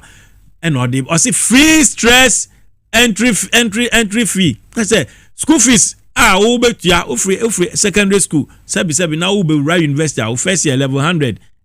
ding because sebi utimu say utua school fees send to toniama accommodation di nyina nti ya honum no ema pressure ebeto awofo so therefore his excellency say oba first entry fees ni bill no nyina no NDC say there ofa uremu wia no asama student loan now they atoa ni aka no so umpe we opede nti ebesrem enya say obi a sebi say na meka no obi kan sem kirewa obehwe say papa we ni records eyede share the name the person his excellency John Dramani Mahama na share the person Dr. Mahmoud Baumia na show mu track records na mbisa mo ho say hwan na wa ye bida hwan na sebi ohyebo a odiso honum na be ma wo hu say esese otuma John Dramani Mahama and the NDC na essential exams no yes essential exams also oba obede obeyi afri ho no dey akoka omu final exam so ye free say there will be nothing like exam or dey ka omu final exams na omu tro no ho nti o tro sa final exams na upie ba no anu no enya afi na ukọ na wakotro final exams we wie aba betenase for sometimes more than 1 year after na eba yes am be free say bra na be tro licensure exam omuko failure omo say hey nkola no mu nim hwe teacher fo amko kira de no mu nim hwe ba enye teacher fo no afe osanka say sa MP before ebetwa ntro egu edi dada teacher fo and health sector say teacher training allowance in yamaniama ye ka kire mu say omo be ye mu de omo be ye mu sete 419 samu amohu mu scan kitin bia omo de dada ye ema ye so ye koto aba gesi NDC ebe sin de obi ewie school be 1 year ni wanya ne allowance no eno di ewie school ntino but omu gina so e de to aba etia NDC and John Draman mama e ka say allowance ni de entimi nya ohwe ba ne be boa ni say we free school aba na ubenya adwuma ye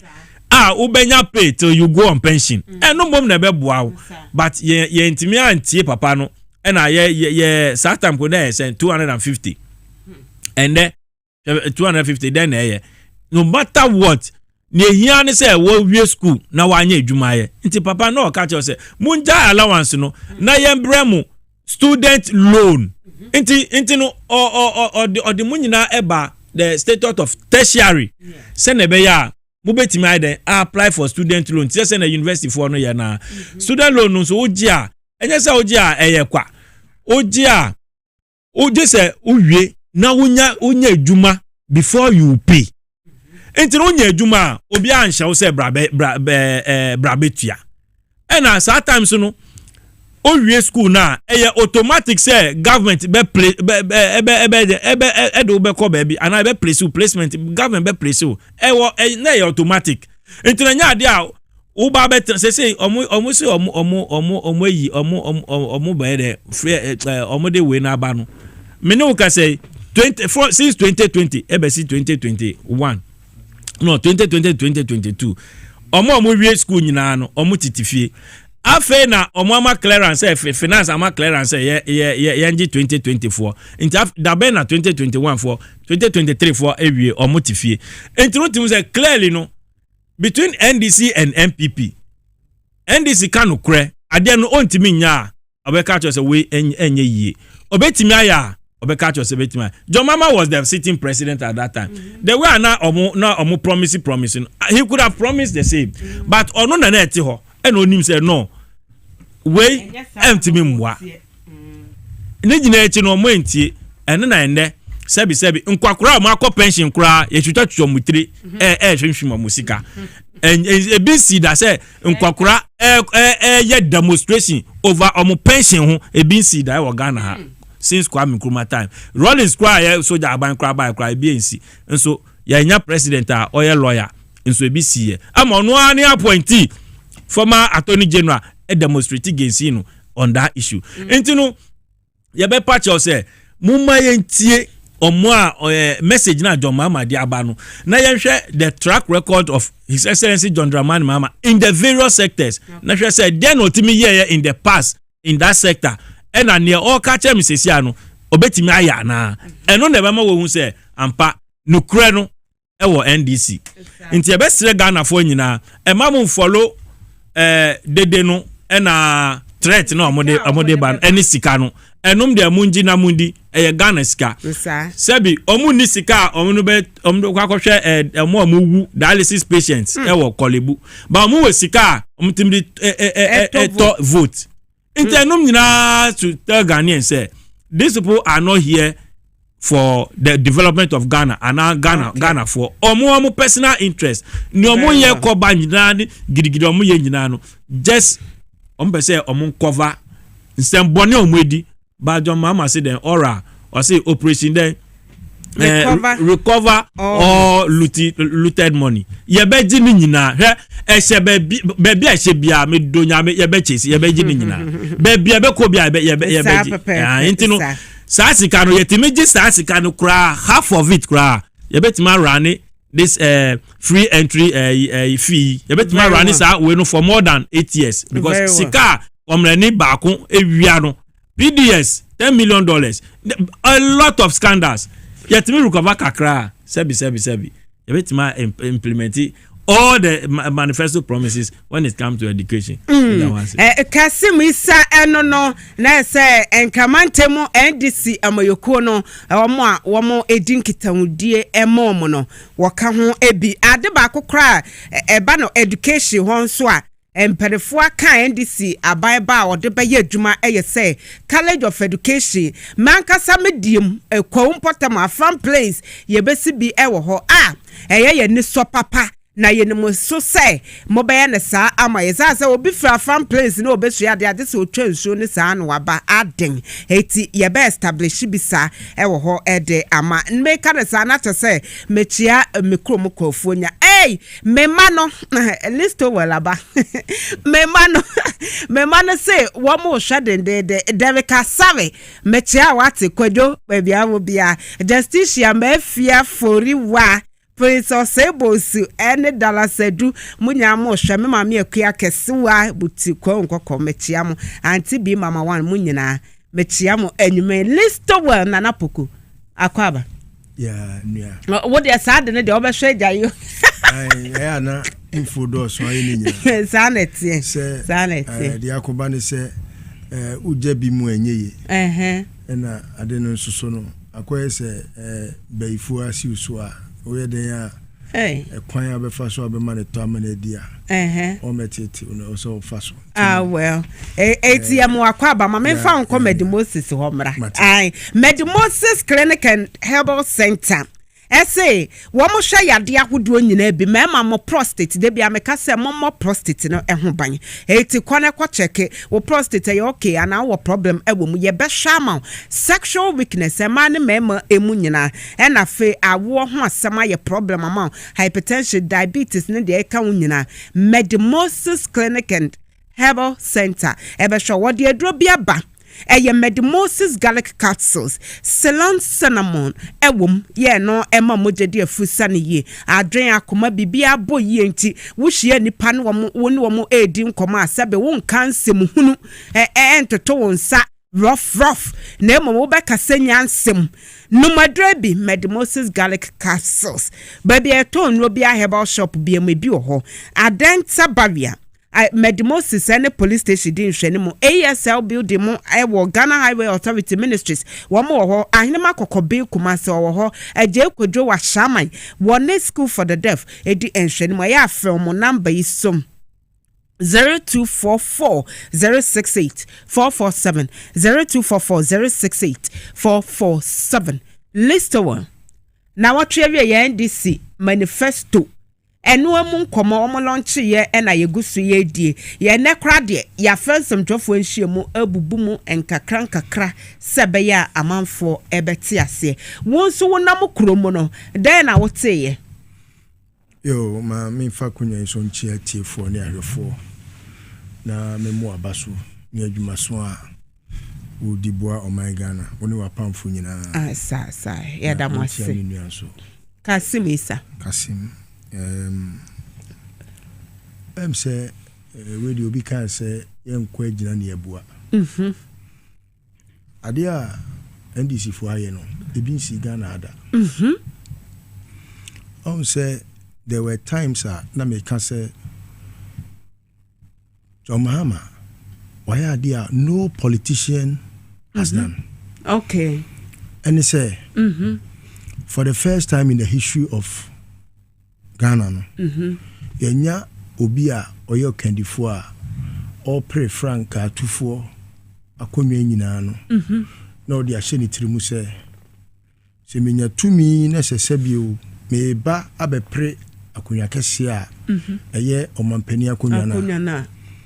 me osomfo okay anu nti no me ma me gina badwam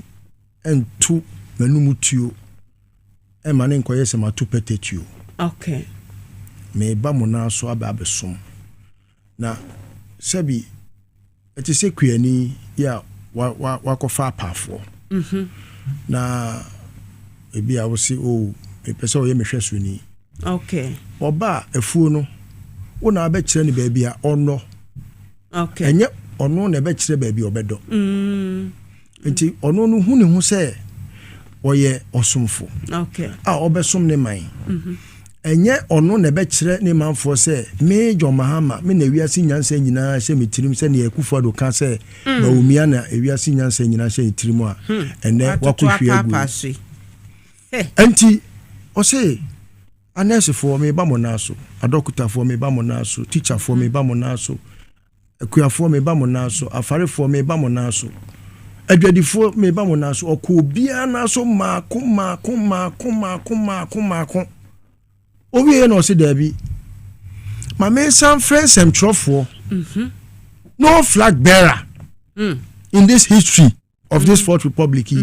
John Mahama was the pace setter on the years had the for the first time. Yeah. Friends and trofo nyina se momra mommeto tomano asembi se bia wo bia no momisa momebusa me sabre no na amafo ete a friend is saying petoso ehuru no oh oni idea entina sebi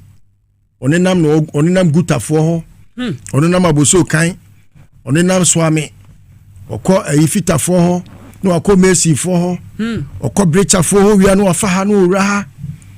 yo mama na sebi osre sanse onye obi a broni beka se olodo ne ho over people because onim say sebi o Yesu kra oba kwatibiem na oni nipa ba nipa tibiem say ya na oni nipa nam no mo koba enu nti na otimi ebe ya agenkwa no enti mi hu say manifesto na NDC be launch no ni fare bai no emma omuntimi emfadako enwie manifesto launch no me no kasei there are several pages omun kan ho asem media makan no a mind boggling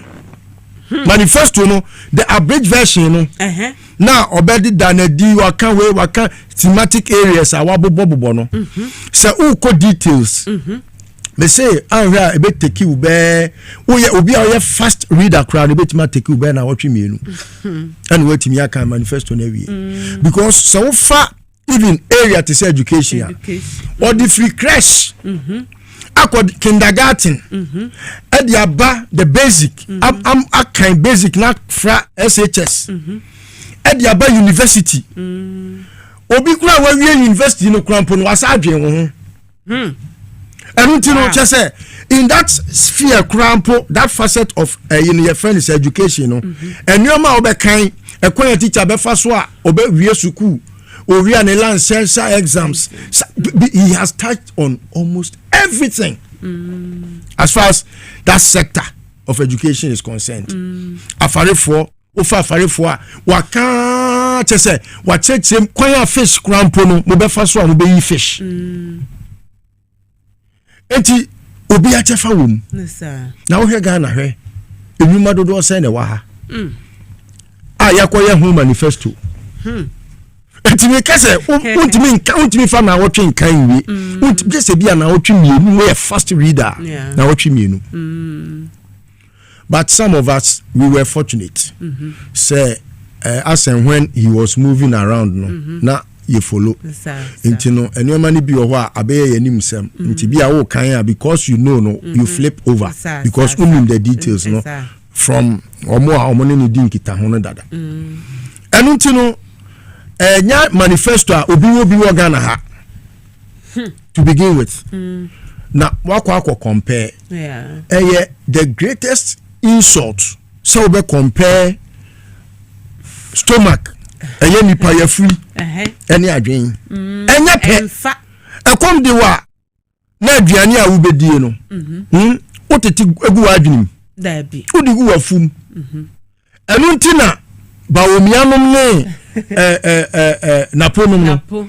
omu didi a eko omafurum omu refi se adwene so so so yema na aduane di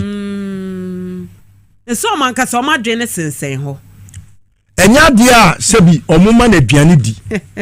enu ntina knowledge no ohun enye easy say obi be sorry say ma propose bibi Now obeti ase it what I busa question say 24-hour economy no kura ase say obi obebusa say bia enyina no because here 24-hour economy ase kire pa baumia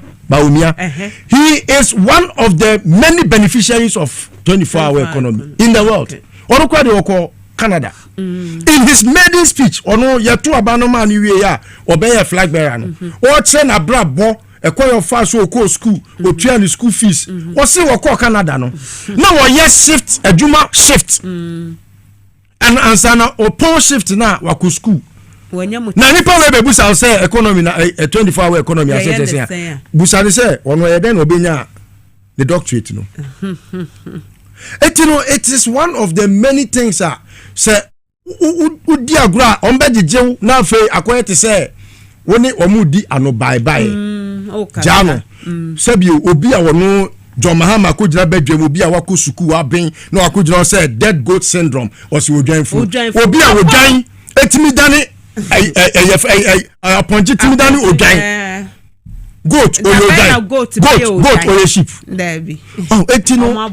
obi a wabon sa no enfe na oni na nkwanko yiyi ano because wabon and enye say oh ye wade bi enfe no sheda bodam okay na udi na chi ati se de bodam ni abeyi ntuma wabra wo adwaye udi na chi wona mi enu wa na beka so abodam review kwa ko se cancellation obi a ono ya trouble for review or se cancellation I mean nipa we nya nipa wo so oni ni kwatra ba bi se me ni ko debate obi a wa se da nimdie wo hwe nimdie kira kwan na hwe se bi jimi no de nam enti no me pesa me kire se from the get go no any kwan se obi busa se omumienu no manifesto there be we say no didi John Mahama tem John Mahama say when na adwe no for ne manifesto no Ghana for manifesto sa on Ghana for na eti no musa sa question no kra e be ha me de to so biem empenifo kan say mi say adwene ku na nyansa nko okay na say o hwe John Mahama ni manifesto na waka adwene ni nyansa abom and Bruni say he has put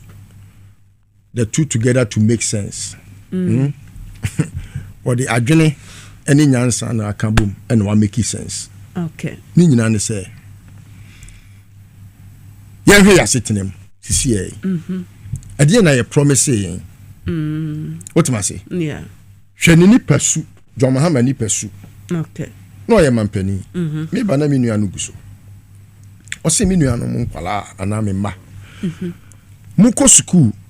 mo ko nurse, o person ye nurse, obi so person ye nurse.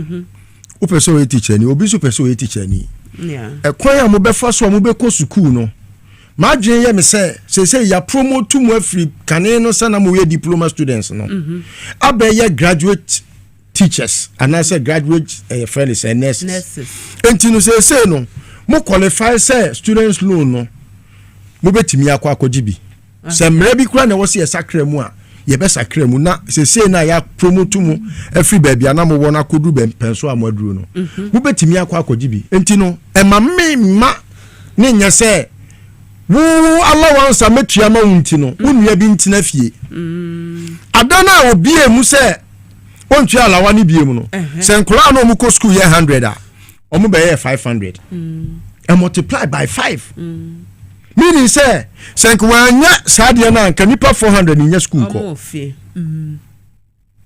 Meanwhile oya sadia ni nyina no osi school dan ya onim say mu hwia mbenya ba bia akogina akokira de. Enu tina no osi e-blocks no. Yeah. Me kan no na oyi schools under trees no. Ni nyina free. Your friend is saying, enkola hu se na enkola ko awia ne anopa. Afa no obi anko anopa ne awia biem. Ni nyina no omo guso omo ye de omo ye hyehyɛ. Okay. Ena ko ni mo list to do anu si ama. Bedi manu si ko ni mo baaye. No se ono de enkola no suku na omo ko no. Free SHS no. Why ne famekwa nti obi anko bi. Fine. John Mahama wasn't against obi abeko bi. But o say ohu afunumu a se nyembrofu kasa omo kan you don't put the cart before the horse. Afunumu ompia ne yoma. Afunumu nioma o ye ne se otwe nioma. Eti ya de nioma ne bo na chi na wo kwa na nioma ne di na chi mebo a. Akufodo o si da bi moma afunumu no enema ni nsi nanim na ompia enu tin kola ni nko school edan ni ho watimi atena ba mu fie nwotwe we si da man kola na nko me ne wo kasa nkola equal traffic light school san kola no na lectures ne say so wo kase akola tro myself a was my name is no atro onu ani di kro timi spell eti owi anu atro say I did it ne go for wait me aka no eti na lectures ne papa uko university sir this has been their major complaint quality of education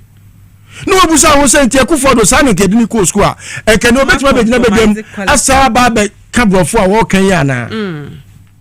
eti no media I will just in brief explain say kaneno ye ne mampani kufo ye koye campaign ya say hwe wase tirem neto aba sir ba o mi ade na wanka na dollar ye say onu timi gina bedwam class aka che Ghana for say onu ne economy ni ye better than John Mahama on some ferry but ye nipa bi suban and a typical of omo a on say cocaine addicts for example omo no omo ni ani wo okay cocaine addict bi ani wo wiase wo ani wo let's hold yes cocaine addict no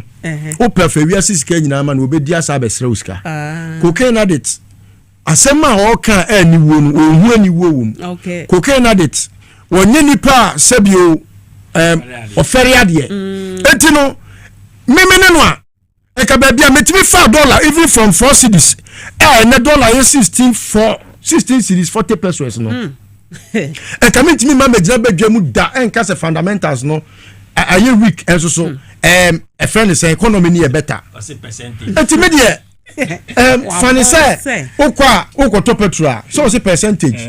ukwa me top petrol 40% na ready a pump attendant Rebecca Chow say wa adwunu nya adwuma eti say na me tie ba o me ano no sa na me so ma funny say me ko dza fuel station na me ko top petrol na ebusa me say me to say ya me ntimi nka 40% nti no me funny say ono na adwunu na say bi ho aka eti no me mfa say bi o na asem me ya asem eti na nko wako gina ba bi na ase bodem na yi me ntuma da bi de na ye ne say mehwehwe de ekwan ne tene na medi so ya perforce ya hwe akwantempon no e se ya hwe ya bon kompo akwahwe akwantempon na ye di so enti no he kwesi adai medi manus in seconds medi manus in seconds kwesi adai obi a wo watimi a prepare free fie watro news questions ade be ma journalist nyina kwame adinkra no nyina free kumase aba mebusa question ne ebusa wa no akobie pay 20 na o ma ka kire ne o pay 20 no akọ no akan sa when your question and answer say when wo PhD misi san school na ba o mo ma ba o PhD no say school no ama meka no crunch ya say enyo mo na dey certificate ne ma no o ye PhD a na sa school na nya papa say na PhD na bi mutumi ye ma manfo bi mu wo ye na amanfo weche ye ma assignment na their research ni nyina amanfo because pass ba omia doctor in economics mama mpa oni economic background bia hwe ba bia no de do na adu wo say o ye incompetent wa bon e na wa ye say wo na wa bin na wo doctorate no wo score ni 1640 40 pesos wa bon me da select I am just as a mantem and I am ya papa for fighting awala na aye e be kom we dey 30 seconds ne yanko ne be kan ye be sre Ghana for monhwe niema Ghana sebi just within 7 years baby ayefi ni baby ayabedu say no omo nkan no nominal value say no percentages and omo kan maye and o hwe and the time dollar no reduce to this percentage and meanwhile time original or criticize John Mama no on kan percentage inti ye best Ghana for mu hu the way omo shift to go post no na mu say we mo no omo ya atrofo akronfo pa anyway me chia lejokuku me MP honorable Ben Ayiku honorable Ben Ayiku ye chia we too much yo me da say it's in list over what me no wi o me no wi in brief on say baomia obeye ni way no or kakra bia say do Mahama ni o can it doesn't make sense okay say okay repeatedly it doesn't make sense John Mahama does not make sense to such people okay He will never make sense to fools. Yes, John Mahama makes sense to deep thinkers, not light thinkers. Shallow-minded. He does not. He will. Na John Mahama adwene hwe sagleme nkwampo no efa kufado adwene ani ba omi adwene mu a o metima bodama ne nam kroma. Adwene wey etikase eso da epa. Ebere no wakasma ma no make sense. How does your own government make sense to you? That should be your question. Me da say list over here so patcha say network for no na wo motete ye so na ye betu o mase afi o memu adre ketekete ase say ho Dr. Baumia ne na po ye den samna abawie ye list over na na poku wo ye central wo ye communicator e chese bible mu nsan se wo wonimdie e wo mu yete ne nka sazara Kasim Isa NDC ye enkamantemu oka communications team no Elvis and Kofi the boy King Nicholas Kelvin Asante wamubo mechidom Elizabeth Tegosie me ho Ralph ne ye Emmanuel Kisia Les ne Emmanuel Nete wamu time echi mede e de Beposohemaa ko man nyina agudia mesare so kasebo ediso